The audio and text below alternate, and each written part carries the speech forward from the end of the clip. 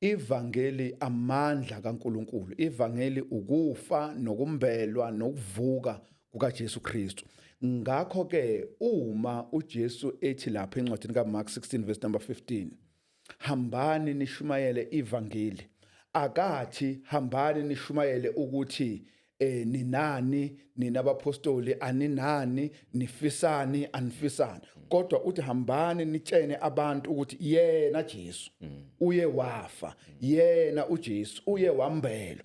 Ngithatha ke ithuba ngibingelele wonke umuntu okufinyelela kuye le nkulumo esizoxoxa ngayo. Ngibonge kakhulu bafowethu nodadewethu nomama nobaba ukusipha ithuba lokuba sixoxeni sibukisaneni izindaba zikaNkuluNkulu. Igama lami ke ngingoDumsane, isibongo ngingowakhoza, ngingumshumayeli ebandleni likaKristu elisendaweni yaseFosloras. Angihambi ke ngedwa, ngihamba nabafowethu, ngizokubanikeza ithuba bezisho ukuthi bangobani, bavela kuphi, ukuze ma ni commenta nikwazi ukuthi niqonde ngqo ukuthi ubani siyamuzwa, hayi ubani asimuzwa, hayi no ukuthi ungathi lo wejacket so, lo wejezeli so noma lo thayo so, kodwa nje nisazi ukuthi singobani ukuze into yethu ihambe kahle. Singakabanikezi nje ke ithuba, ngeke ngasho kakhulu ukuthi kulolu hlelo esinalo elithi iqiniso lohlala liyiqiniso, inhloso yethu ingukuba siveze nje ilokhu okushiwo iBhayibheli, nokuba sikhulume ngazo zonke izihloko esicabanga ukuthi abantu bayazidinga futhi abantu bayafisa ukuzazi, sizikhuluma ngokuya kweBhayibheli. Akukho nokukodwa esizokukhuluma okuzokuya ngomqondo wethu noma okuzokuya nje ngokuhlakanipha kwethu. Kodwa ke ngaphandle ke kokuchitha isikhathi eside, ngizoqala kuwe mzalwane, nginikeze wena ithuba ubingelele ababukeli. Lena ka le dumedisha babogedi ko gae ka moka, le lena le tlong ba le sekgoba sa go ka bona yona tirelo ye gore la mogelegile. Ke leboga le sekgoba se ke se filweng go tlo ka bolela ka lentswe la Modimo. Leina la ka ke nna Thabo Tagane, ke moevangedi ebile ke rera lentswe la Modimo ka sebakeng se ke ko Hilltop Church of Christ. Mohlomong moraonyana re tla share details tsa rena gore ge le re nyaka le ka re hwetša ko kae, ka ge mošumaela šetša boletse re tlo bolela lentswe la Modimo e seng wa ka bohlale le dikgopolo tsa rena. Ka leboga. Siyabonga kakhulu. Sizonikeza umzalwane naye ngapha ithuba abingelele ababukeli, asho ukuthi ungubani ukuze bazi ukuthi bakhuluma nobani. Thank you, Brother Koza. I greet you all in the name of our Lord and Savior Jesus Christ. I am Mokane George Mohorosi. I'm known by people as George. I am an evangelist and a strong believer of the gospel of Jesus Christ. I am here representing the Church of Christ, particularly Hilltop Church of Christ, based in Johannesburg. Yeah. Siyabonga kakhulu. Sikhetheke ukuthi kube ngalendlela okungakhona ukuthi sikwazi ukuthi sisebenzise ama language ahlukene ukuze mhlambe nomunye ezozithola emukelekile noma understanda kangcono lokhu esizokhuluma. Yini ke esizoxoxa ngayo noma yini esizokhuluma ngayo namhlanje? Yini esizokhuluma ngayo babukeli noma balandeli balolu hlelo esikulo? Yini esizoxoxa ngayo? Into esizokhuluma ngayo, sizokhuluma ngokuthi ngabe umbhabhadizo ubaluleke ngani endabeni yensindiso. ngabe umbhabhadizo ubaluleke ngani noma ngabe umbhabhadizo ubalulekile yini endabeni yensindiso. Uyabona ke masikhuluma ngendaba yombhabhadizo ngoba iyona ezokuba isindo senkulumo esizokhuluma ngayo. Mawungaqoqa abantu bonke abasindisiwe uzothola abanye bethi umbhabhadizo ubalulekile, abanye bethi futhi umbhabhadizo awubalulekile. Uphinde futhi uqoqe laba abathi umbhabhadizo ubalulekile, ubabuze ukuthi njengoba nithi umbhabhadizo ubalulekile, if ngifuna ukubhabhadizwa kumele ukuthi ngenziwe njani, noma uma umuntu efuna ukubhabhadizwa kwenziwa njani. Uzophinda futhi kubo uthole abanye bechaza ngendlela enje, abanye bechaza ngendlela enje, abanye bechaza ngendlela enjeya. Okungukuthi uma siza endabeni yombhabhadizo sifike sibe kwamahlukana ndlela singabantu kwezenkolo. Yingakho ke balaleli noma babukeli sikhuluma ngokuthi ngabe umbhabhadizo ubalulekile yini endabeni yensindiso. Ngabe umbhabhadizo ubalulekile yini noma ubaluleke ngani endabeni yensindiso. Okay ke. Uma sibuka le ndaba le noma uma sizobuka le ndaba le asizu ukuyinyomfa ukuthi sikhuluma sizokhuluma nje step by step ukuze umbukeli emakhaya abe nento azophuma nayo uma eqeda bukela lesi sifundo lesi noma uma eqeda kulalela lesi sifundo lesi, ngoba inhloso enkulu iwukuthi siveze nje iqiniso leBhayibheli. Ngabe umbhabhadizo ubaluleke ngani endabeni yensindiso? Ake siqale ngensindiso. Sibuze umbuzo othi yini insindiso? Yini insindiso? Uyabona uma sikhuluma ngensindiso sizokuyibheka ngokuya kombhalo. And then ke yonke into sizokuyikhuluma ngokuya kombhalo. Sithi yini insindiso na? Asiqale nje lapho sithi yini insindiso kuze sothi masifike endabeni yombhabhadizo kube siyaqonda ukuthi insindiso yini, njengoba sithi ngabe umbhabhadizo ubalulekile yini endabeni yensindiso. Ake siqale ngensindiso kuma sizoza mhlawumbe ngendaba yombhabhadizo. Mzalwane wami, ngifuna ukuthi uqale usicacisele noma uqale usinikeze okuthile okufundiswa iBhayibheli ngendaba yensindiso. Ukuthi yini insindiso? Ukuthi masikhuluma ngendaba yensindiso sikhuluma ngani, noma ma umuntu ekhuluma ngendaba yensindiso ukhuluma ngani ukuze umuntu ongasindisiwe ezokwazi ukuthi yini insindiso. Because ma ubheka incwadi ka1 Timothy chapter 2 verse number 3 uthi uPawuli lokhu kuhle kuyabongeka emehlweni kaNkulunkulu umsindisi wethu othanda ukuba abantu bonke basindiswe. Kodwa ke before sifike lapho asiqale lana ekuthenini ke yini insindiso. Yeah, awusichazela ukuthi yini insindiso. Ngiyabonga mzalwane mshumayeli wami. Ge o ka lebelela gantši mo tabeng ya phološo o tlo kwa motho a re o phološitswe.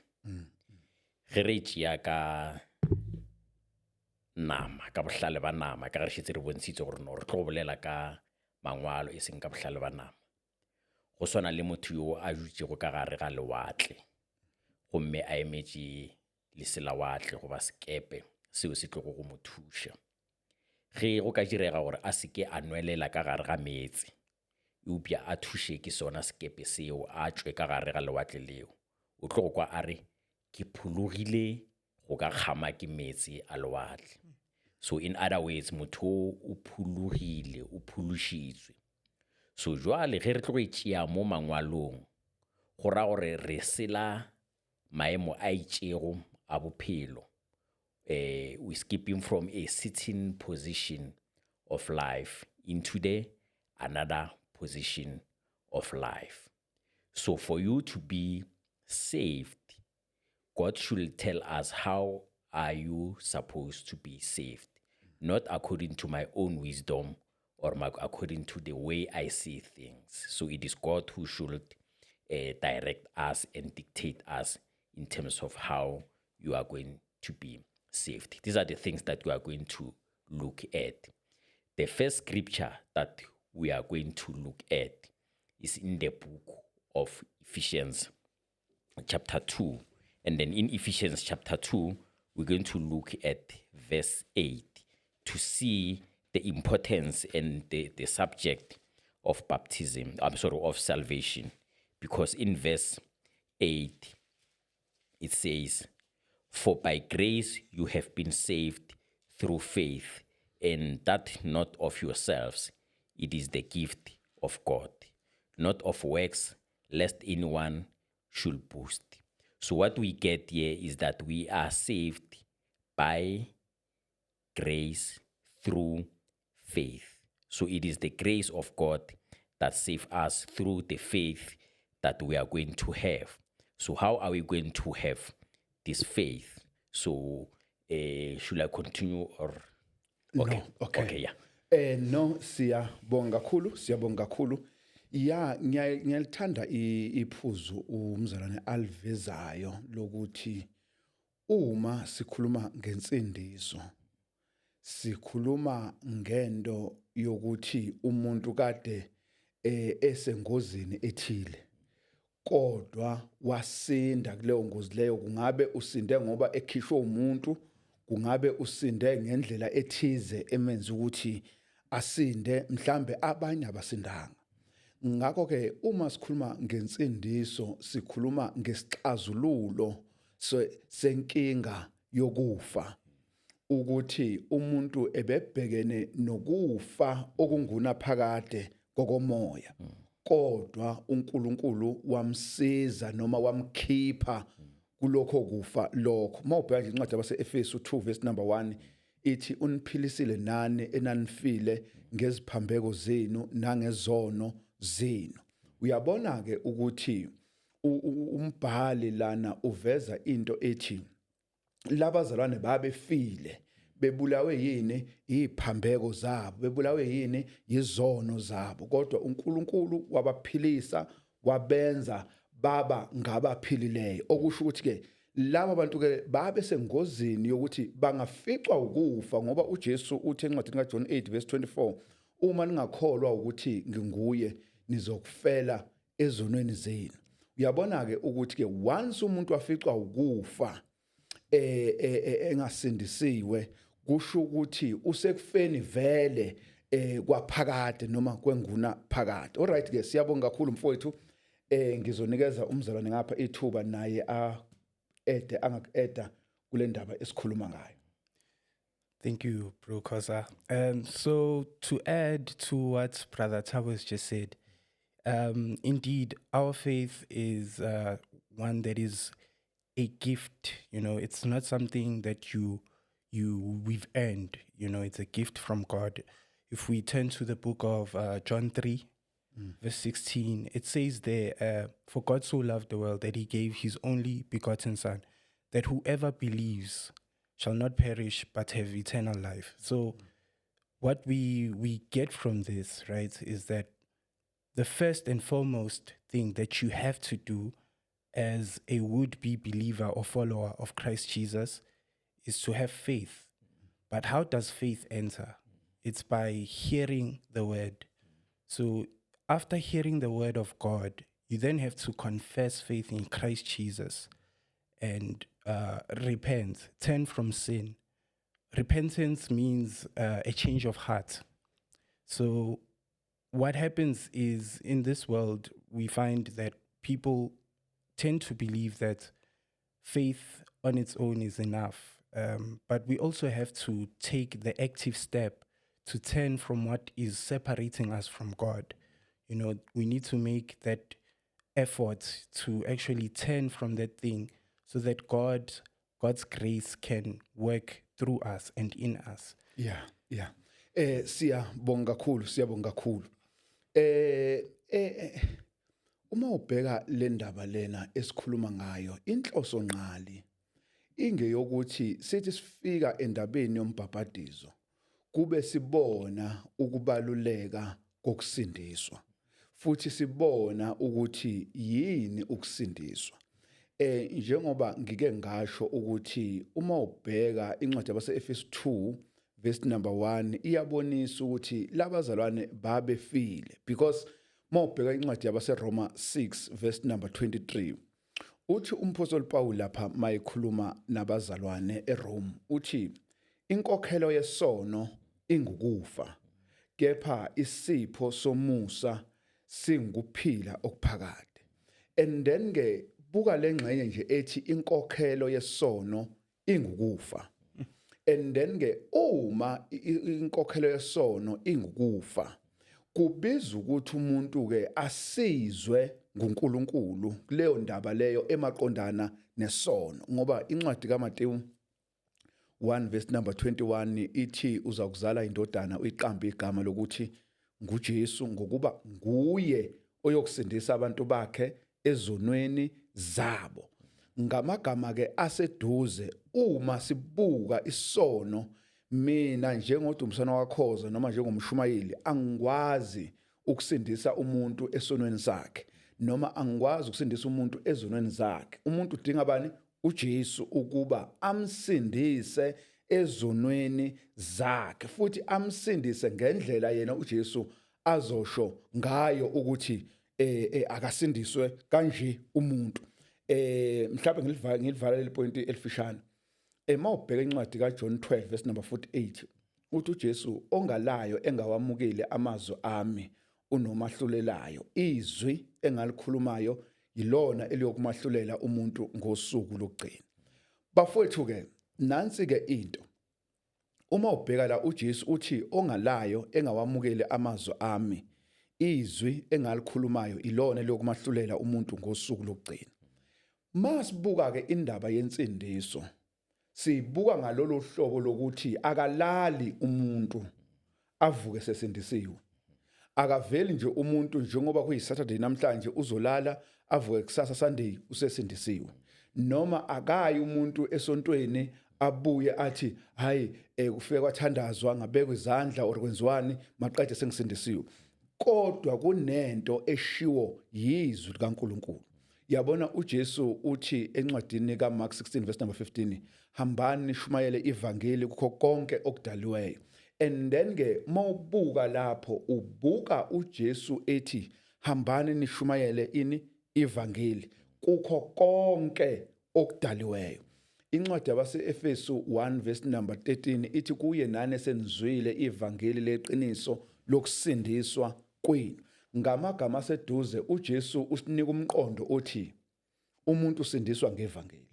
Ngakho ke ake sibukeni kancane sinikeze ababukeli umqondo ogqamile ngevangeli, ngoba njengoba sesikhulumile ukuthi insindiso iyini insindiso, kodwa ke asiveze futhi ukuthi umuntu nje akaveli nje umuntu alale avuke sesindisiwe, kodwa kumele ashunyayezwe ivangeli. Yini ke ivangeli? Because abantu abaningi bathi ivangeli yinto yokuhlala kahle, yinto yokuphila kahle, yinto yokuba nemali, yinto yokuba ngenzeka ukuthi baqinisile, kodwa ake sizwe according ngokukuya kombhalo.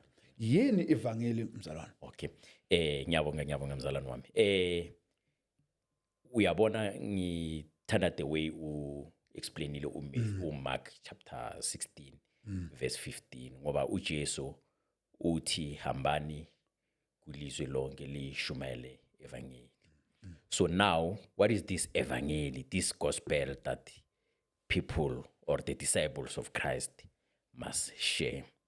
Remember we said just to recap quickly in regards to the salvation, what is salvation? Salvation is a state where we were dead because of our sins, and then now we have to Christ with his grace, he's moving us of that state into the state of life. And that happens through faith, as we said, by his grace. So now Mark says in chapter 16 of Mark, so Jesus through Mark in the book of Mark, he says, go and preach this gospel. And then you are asking, what is this gospel that you need to preach? Because he says two things there. whoever believes this gospel, there in Mark chapter 16, verse 15 and 16, it says, whoever believes this gospel and is baptized will be saved, but whoever does not believe will be condemned. Now, Paul, when he's writing to the church in Corinth, he's writing to people that he already preached the gospel to them. And then in chapter 15, he says, I want to remind you of the gospel that I preached to you, in which by it you stand, and it is able to save you, unless if you believed in vain. Maybe let's read it so that asifundeng isiZulu. othi ngifunde bese ke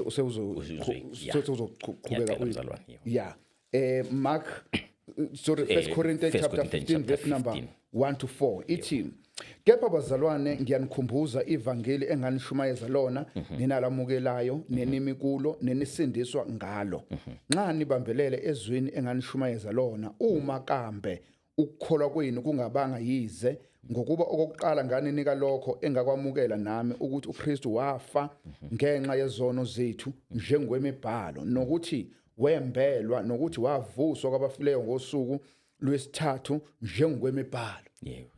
Thank you. So whenever you speak about gospel, people will often, when you ask a question, what is gospel?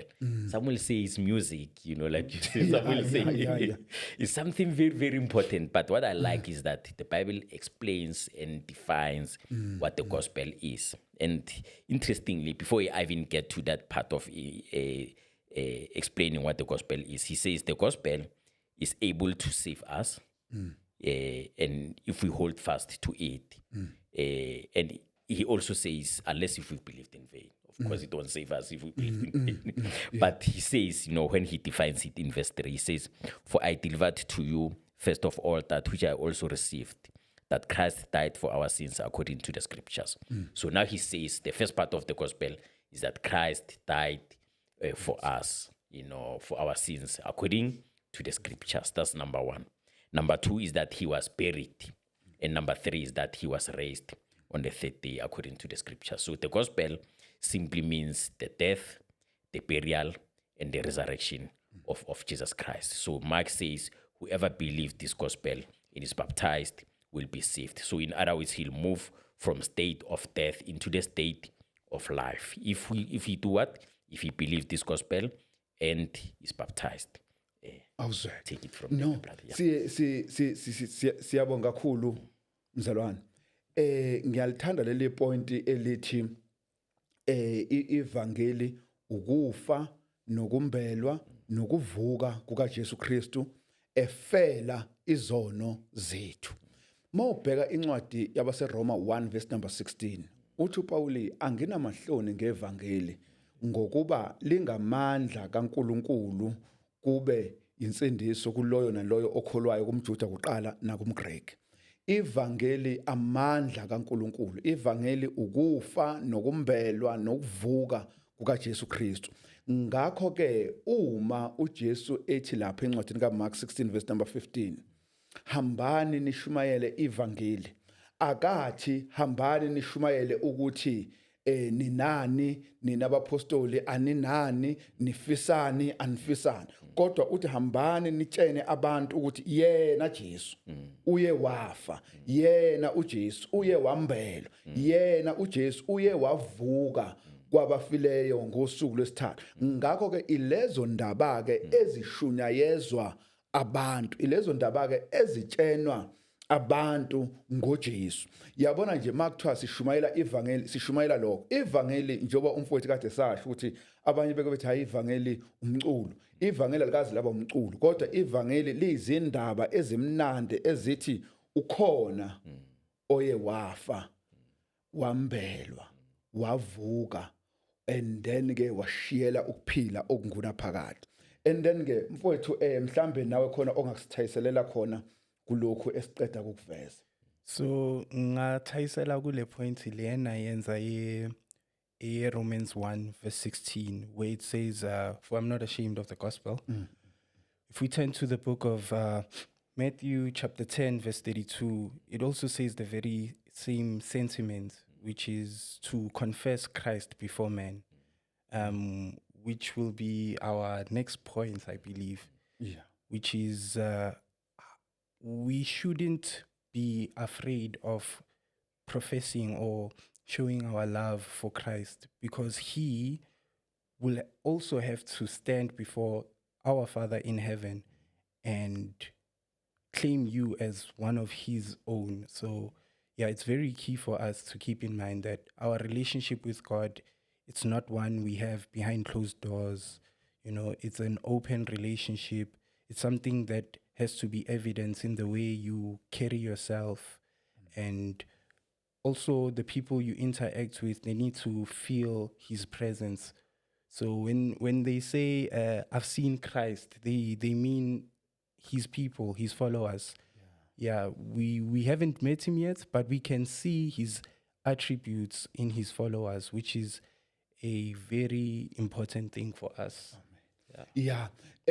Uma ke sibuka le ndaba le esikhuluma ngayo, siyibuka ke ngalo mqondo wokuthi bafowethu ake sihlole. Yabona mawubheka incwadi yezenzo 17 verse number 11 ithi labo ke babe bahle kunabase Thessalonika ngokuba balamukela izwi likaNkuluNkulu, base beyahlola imibhalo imihla ngemihla ukuba zinjalo yini lezo ndaba.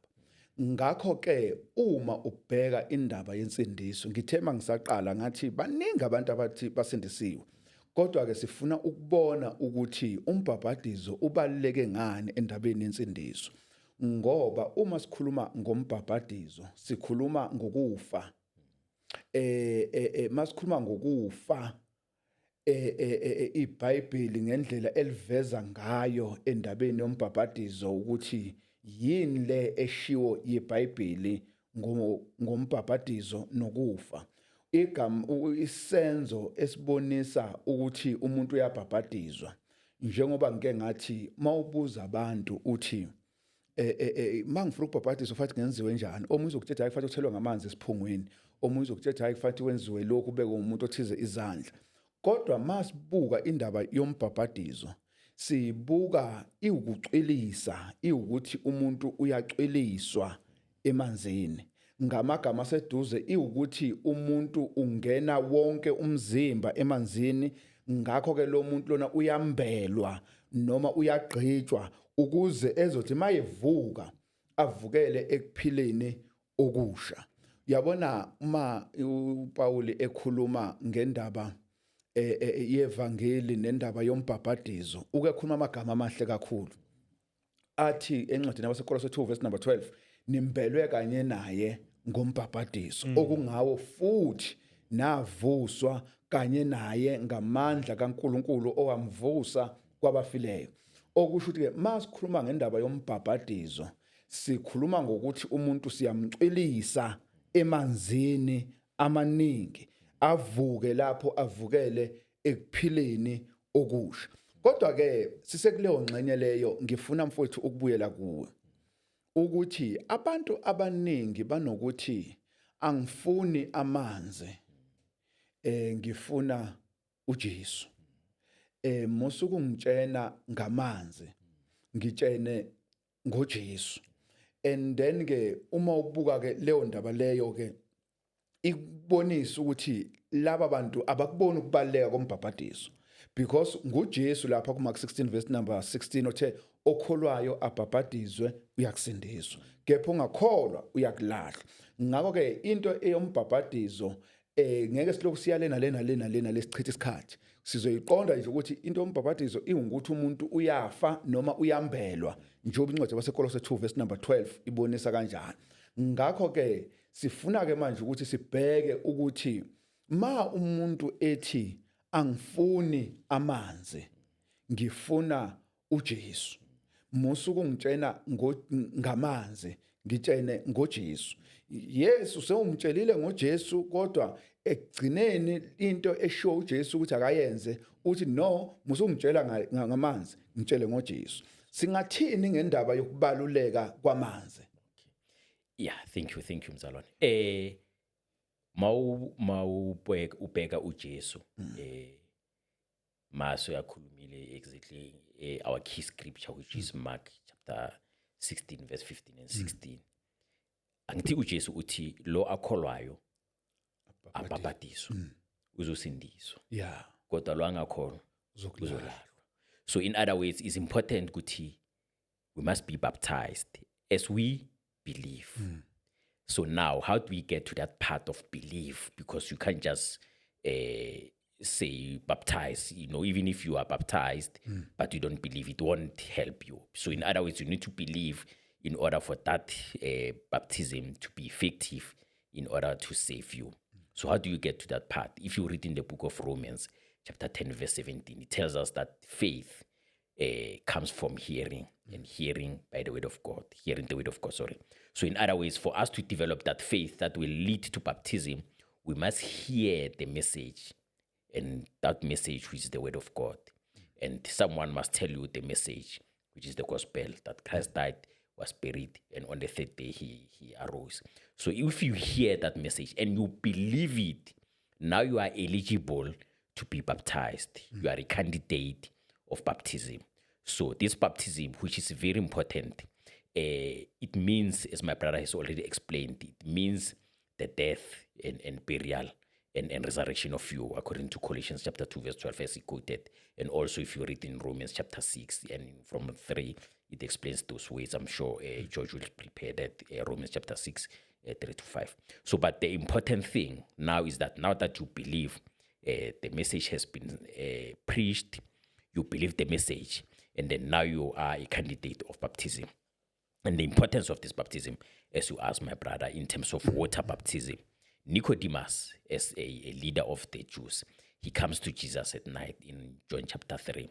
He says to Jesus, no, man, I can see or not. The things that you are doing, you must be from God. So Jesus says to him, truly, truly, I say to you, unless one is born again, he cannot enter the kingdom of God, the kingdom of heaven. So what is important is that unless one is born again, he cannot enter the kingdom of heaven. Nicodemus says, no, man, how can a man be born again when I'm already this old? Can I go back to my mother's womb and be born again? Jesus says, no. What is born of flesh is flesh, and what is born of spirit is what is born of flesh is flesh. What is born of spirit is spirit. And then he says, you need to be born of water and spirit. In other ways, that's where the importance of water come in.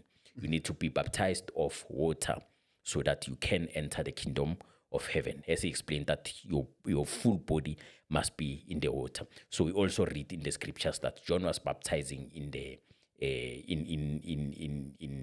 because there was a lot of water in that river. I forgot the name of the river. So there was a lot of it was in Salim. In Salem, yeah. So because there was a lot of water. So in other ways, it's important that to be baptized in where there's a lot of water so that you can be covered. Because number one, it represents a birth. So in other words, when you get into the waters, you come out, you are born again. That is why Jesus said you need to be born again. And then also it represents death and burial. When you go into the waters of baptism, you die, your old self die, and then you are buried there. And then when you come out, you resurrect into the newness of life, according to Romans chapter 6. Yeah. Siyabonga kakhulu. Yabona uma ngigcizelela nje kulokhu umzalo naqeda ukuveza. Uma sibheka indaba yokubhabhadizwa. Indaba yokubhabhadizwa ngokweBhayibheli, njalo iBhayibheli malikhuluma ngombhabhadizo, likhuluma ngomfula noma likhuluma ngamanzi. Alright ke, mawubheka incwadi kaMateyu chapter 3 verse number 5 noma iqala verse number 1 uyogcina verse number 6. Lapho sibona uJohane ebhabhadiza eJordan. And then ke inkulumo ke iyasho ukuthi abantu beza noma baphumela kuye uJohane ngoba wayekade eshumayela lapha, baphumela kuye esemfuleni iJordan. Number 1, indaba yombhabhadizo siyibona ivela ithinta umfula ukuthi abantu beza kuJohane bazobhabhadizwa nguye. And then kuphi eJordan kuphi kusemfuleni. Number 2, mawubheka incwadi kaJohn 3 verse number 23, ithi naye uJohane wayebhabhadiza eInoni eduze neSalim ngokuba amanzi ayemaningi lapho beza babhabhadizwa. Number 3, sibona futhi umbhabhadizo uthinta amanzi mawubheka incwadi yezenzo 8 verse number 36 kuya verse number 39 ithi kwathi besahamba endleleni bafika emanzini umtheno wathi bheka nanka amanzi kwalani ukuba ngibhabhadizwe na. And then ke ithi ke inkulumo ke wathi ke uPhilip uma ukholwa ngenhliziyo yakho yonke kungenziwa wathi ngiyakholwa ukuthi uJesu Kristu uyindodana kaNkuluNkulu wayala kuba inqola ime behlela emanzini bobabili uPhilip nomtheno wambhabhadiza. Sibona lapho umbhabhadizo uthinta ini amanzi. Number 4 Acts chapter 10 verse number 47 uPetros simuzwa laphana endlini kaKhoneliya ethi ngubani ongala namanzi ukuba laba babhabhadizwe abamukela umoya ongcwele njengathi. Uyabona ukuthi umbhabhadizo njalo la kukhulunywa ngombhabhadizo kumele kube khona ini amanzi. And then ke nencwadi kaFirst Peter chapter 3 verse number 20 ithi abakade bengalaleli ezinsukwini zikaNoah lapho umkhumbi usakhiwa abasindiswa ngawo abayingcusana okungukuthi abayishiya galombili ngawo ini amanzi. Uyabona ukuthi awukwazi ukuthi ungabalekela umbhabhadizo ubalekele ngokuthi awufuni because njalo la kukhulunywa ngombhabhadizo kukhulunywa ngamanzi and then awukwazi futhi ukubalekela amanzi because njalo makukhulunywa ngombhabhadizo kukhulunywa ngamanzi. Ukethi ke sengizonikeza umfowethu ukethi ke uJohane mawubheka incwadi kaFirst John chapter 5 verse number 6 kuya verse number 8 athi uJohane nguye lo oweza namanzi negazi nomoya athi labo bobathathu bavumelana entweni yinye. Ngamagama seduze uma ukhuluma ngendaba kaNkuluNkulu ngensendiso awukwazi ukukhipha amanzi ushiye lezi ezimbili noma awukwazi ukukhipha umoya ushiye igazi namanzi. And then ke zonke lezi zinto kumele zisebenze kumuntu munye. Ngamagama aseduze incwadi umfowethu ayithintile kaJohn 3 uJesu uthi ngiqinisile ngithi kuwe uma umuntu engazalwa kabusha ngeke awubone umbuso kaNkuluNkulu. Ngakho ke uma umuntu engabhabhadizwanga emanzini amaningi wacweliswa kanye okungukuthi uyafa uyavuka noKristu noma okungukuthi uyazalwa kabusha ngeke lo muntu awubone umbuso kaNkuluNkulu. Ngakho ke umbhabhadizo noma amanzi abalekile kakhulu. Mhlambe isikhathi sethu sesiya ngokusithela ngizonikeza umfowethu ngapha agcizelele la ngagcizelela khona. So ngiyabonga bafethu. From my side I strongly believe that if the Bible says something then you can know for sure that it's coming from God. We've had men in history who, like for example, Moses, the prophet Moses, who had direct contact with God. That is the only example I can think of when it comes to having an encounter with God. But for us, it's through his word, and the authority of God's word does line up with historical events. It lines up even with daily life now. It is applicable to us even now. So my closing remarks is that trust and obey, and whatever the Bible tells you to do it, and just know that it's coming from a good place and you will be led by the Holy Spirit. Yeah, uma ubheka le ndaba sesigoqa sizongena nje kwemfishanyana encane manje ngazi sesisalele imizuzu emingaka. Uma uyibheka indaba yombhabhadizo yokuthi yesihloko sethu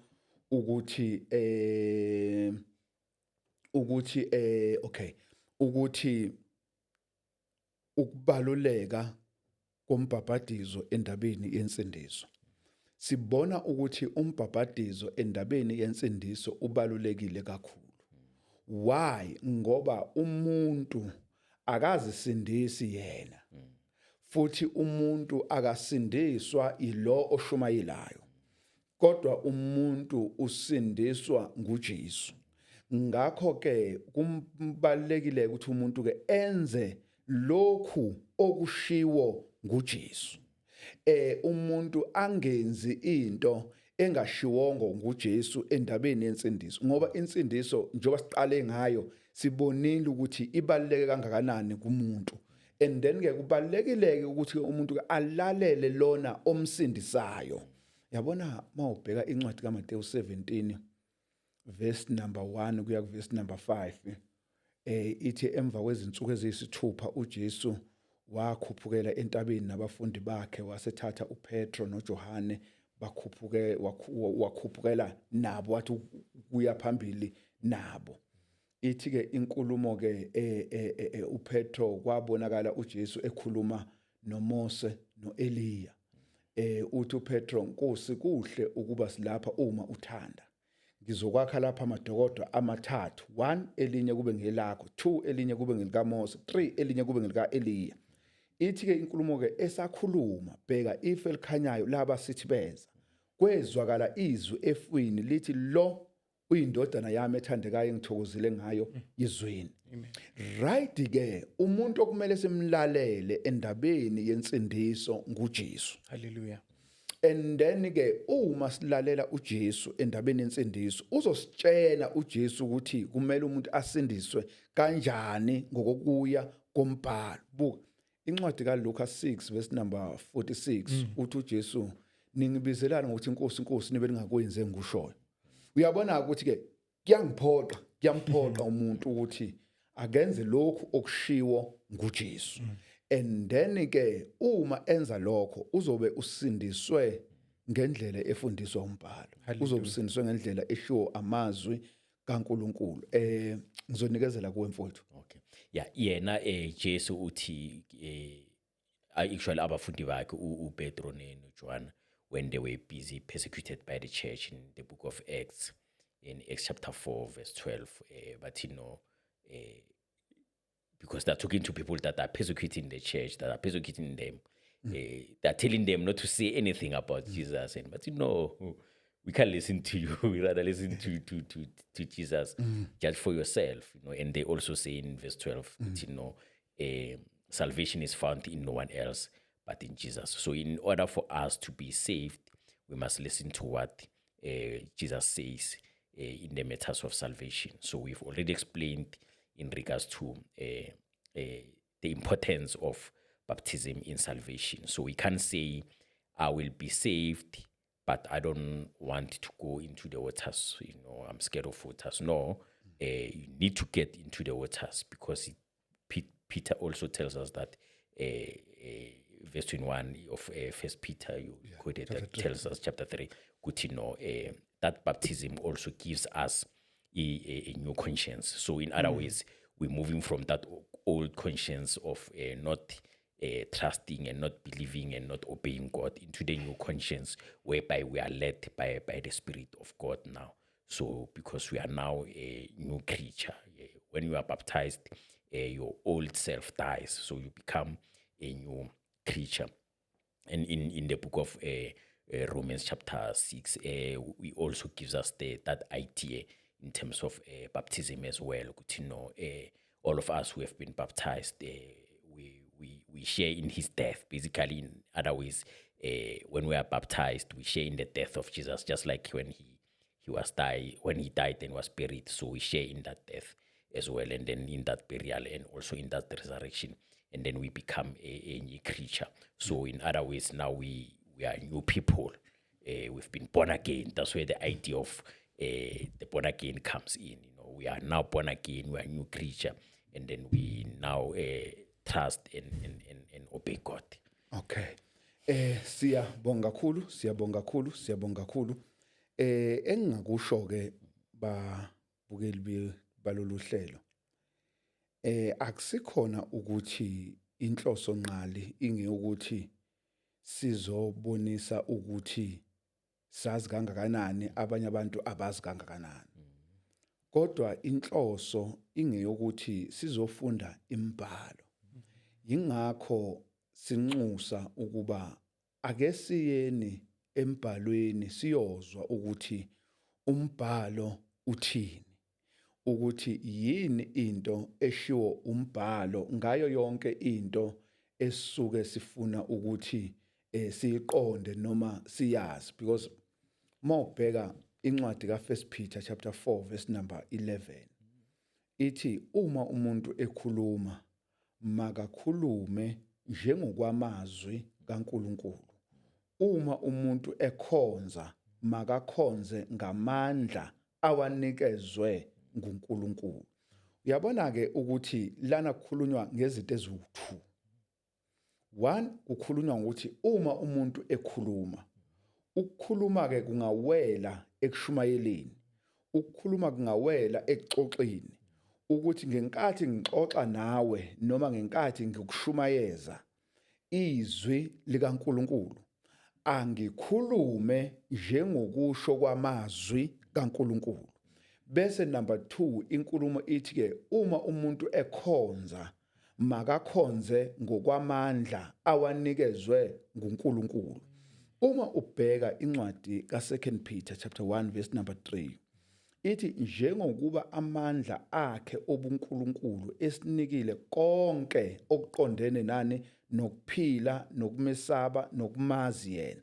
Uyabona ke ukuthi uNkulunkulu usiphile yonke into eqondene naye ikuphi isemazweni akhe uNkulunkulu. Okwami nokwakho nokwethu sonke kungukuba senze lokhu okushiwo ngamazwi kaNkulunkulu ukuze uzoba naleli qiniso elisho uJesu encwadini kaJohn 7 verse 38 ethi okholwa yimi njengokusho kombhalo esiswini sakhe kuyogobhoza imfula yamanzi aphilayo. Uzoba neqiniso lokuthi ngampela ukukholwa kwakho kuyafundeka ngombhalo, ukukholwa kwakho kuyatholakala ngombhalo. Ngamagama ke aseduze bafowethu, nanso ke into esifuna ukuthi abantu bayazi. Ngizonikeza umfowethu asho ukuthi utholakala kuphi, inamba yakhe makuthi khona abafuna ukufona bangamthola kuphi, and then ke into kanjalo mayiqeda ngizobe senginikeza umfowethu ngapha. All right, Babugeli, Nabalaleli, you guys may find me on WhatsApp. My number is 068-218-7029. We have Christian Fellowship waiting for you online and off. So feel free to contact me and we can take things from there. Thank you. Yeah, siyabonga kakhulu. Sizonikeza umfowethu ngapha. Just to wrap up, uJesu uthi, not everyone who says, Lord, Lord, will enter the kingdom of heaven. And on that day, some will say, did we not prophesy in your name? Did we not do mighty works in your name? And then I will say to them, depart from me, you workers of, you evil workers, workers of lawlessness. I never knew you. So it's important that whatever we do, we must do it in the authority of Jesus, so that he does not reject us on the last day. So it's very important that we must follow the scriptures in terms of baptism and the use of water for that baptism. Baptism means immersion, put in the water. So there's no salvation without baptism of water. So it's very, very important. My contact number is 072-706-8598, 072-706-8598. Thank you very much. Siyabonga kakhulu. Siyabonga. Mina ke ofunayo inamba 064 55 61 780. 064 55 61 780. Siyabonga ke kakhulu.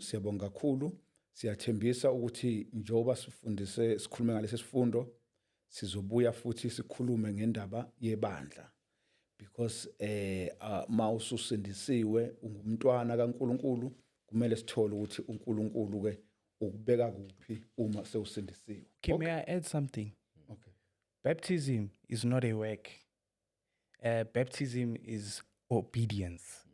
That's all it is. It's basically obedience.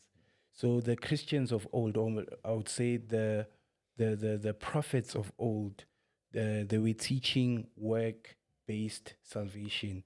We are not teaching works-based salvation. We are now living in the new covenant, which is that of grace, as Brother Tabo has shared with us in the book of Ephesians. So yes, that's the difference.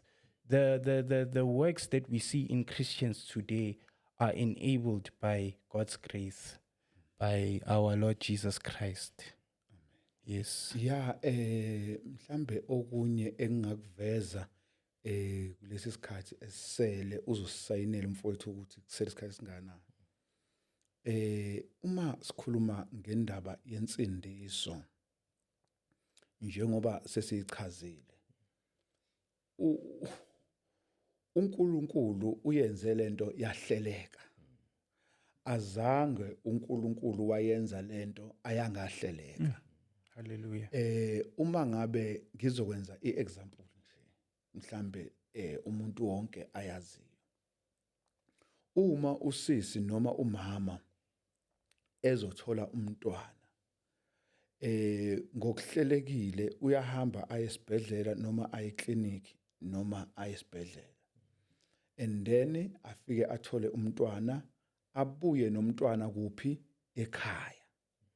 Akafiki esibhedlela athole umntwana amshiye esibhedlela noma akafika esibhedlela athole umntwana athathe umntwana mayibuya naye ambeke kwamakhelwane kodwa uza naye ekhaya. Asiyibukeke lento lenake ukuthi mangabe umntwana eza naye ekhaya uza naye ekhaya endlini kababa noma endlini yakhe umama benobaba la umntwana azokwenzani azokukhulela khona. Buka ke mawubheka incwadi kaFirst Timothy chapter 3 verse number 14 uthi uPauli kepha uma ngilibala khona uyokwazi ukuthi kumele abantwana bakaNkuluNkulu bahambe kanjani endlini kaNkuluNkulu eyibandla. Ngakho ke indlu kaNkuluNkulu abantwana bakaNkuluNkulu bakuphi basebandleni. Njengoba abantwana bakaNkuluNkulu besebandleni basindiswe uye uNkulunkulu noma besindiswe uye uKristu ubani obafaka ebandleni. Mawubheka incwadi yezenzo 2 verse 47 ithi bemdumisa uNkulunkulu bethandeka kubantu bonke inkosi yenezela ebandleni imihla ngemihla abantu abasindiswayo. Uyabona ukuthi ke umuntu endlini kaNkulunkulu eyibandla akazifaki yena futhi akafakwa umuntu othize kodwa ufakwa yinkosi kuphi ebandleni. Uyabona ke uma sibuka leyo ndaba leyo babukeli ngizonikeza umfowethu ngapha. Uma sibuka leyo ndaba leyo sibuka leyo ndaba leyo ukuthi ngokweBhayibheli ngokwentando kaNkuluNkulu ebhalwe embhalweni noma esifunda embhalweni umuntu osindiswe inkosi utholakala ebandleni ngoba inkosi emfake kuphi ebandleni. Ngakho ke uma ubheka ibandla liyindlu kaNkuluNkulu. Njengoba liyindlu kaNkuluNkulu abantu abasindisiwe bakulo lelo bandla. Lelo bandla ke likhonza uNkulunkulu ngokwendlela uNkulunkulu afundisa ngakhona. Buka mawubheka incwadi kaJohn 4 verse 24 uthi uJesu lapha mayekhuluma nowesifazane uNkulunkulu ungumoya bonke abakhuleka kuye bafanele ukukhuleka ngomoya nangeqiniso. Ma uzoyibheka ngokolimi lwesilungu leyo nkulumo leyo izokubonisa ukuthi uNkulunkulu ungumoya bonke abakhonza uNkulunkulu kumele bamkhonze ngani ngomoya nangeqiniso. And then ke mawubheka leyo ndaba leyo ikunika umqondo ukuthi uNkulunkulu asimkhonzi ngenyama asimkhonzi ngemizwa kuphi endlini yakhe eyibandla. Buka mawubheka incwadi yabaseFilipi 3 verse number 3 ithi thina singusoka kwakhe esikhonza uNkulunkulu ngomoya ngokuba asizibongi enyameni kodwa sizibonga kuwo umoya. Masikhonza uNkulunkulu sisebandleni leli inkosi othi mawubhabhadizwa ikwenezele kulo. Ukhonza kulo uNkulunkulu njengokusho kwezwi, umkhonza ngokuya kwezwi noma ngokuya kukamoya owambuliwe ezweni. And then ke inyama asiyisebenzisi masikhonza uNkulunkulu, ngoba mawubheka incwadi yabaseGalatia 5:17 uthi uPauli inyama ikhanuka okuphambene nomoya. Uyabona mawubona nje abantu benza yonke into ephambene nomoya nezwi, akusikhona ukuthi ba wrong, kodwa vele baphumelelisa ukuthi vele basenyameni abekho kumoya, ngoba ukube bebekumoya bebengeke benze ngalendlela abenza ngayo. Kubalulekile ke ukuthi siqonde lokhu ukuthi uma umuntu esindiswe inkosi ngokuba ashunyayezwe ivangeli, wakholwa ivangeli, wabhabhadizwa, inkosi yamenezela ebandleni layo, hayi ebandleni lami, hayi ebandleni lakho, kodwa ebandleni layo. And then ke kumele lo muntu akhonze uNkulunkulu njengokusho kwezwi, because incwadi yabase Efesu 2:20 ithi nakhiwe phezulu kwesisekelo sabapostoli uKristu Jesu eyitshe legumbi, okusho ukuthi esakhelwe kukho isekelo, ifoundation eyabekwa ngabapostoli. Masithi nje sifuna ukwazi ukuthi abapostoli mabecula babecula kanjani, ibandla lacula kanjani ngesikhathi sabapostoli, siyabona embhalweni. Masithi sifuna ukubona abazalwane ngesikhathi sabapostoli babekhuleka kanjani, siyabona embhalweni. Masithi sifuna ukubona abazalwane babenikela kanjani, siyabona embhalweni. Yonke into uNkulunkulu siphile yona embhalweni.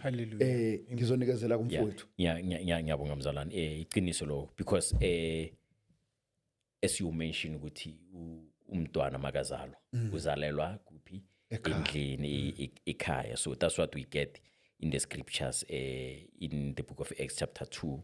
If you read from verse 41, it tells us that, and those who gladly received this word were baptized, and about 3,000 souls were added to the church. Basically, in verse 47, it tells us the idea of daily.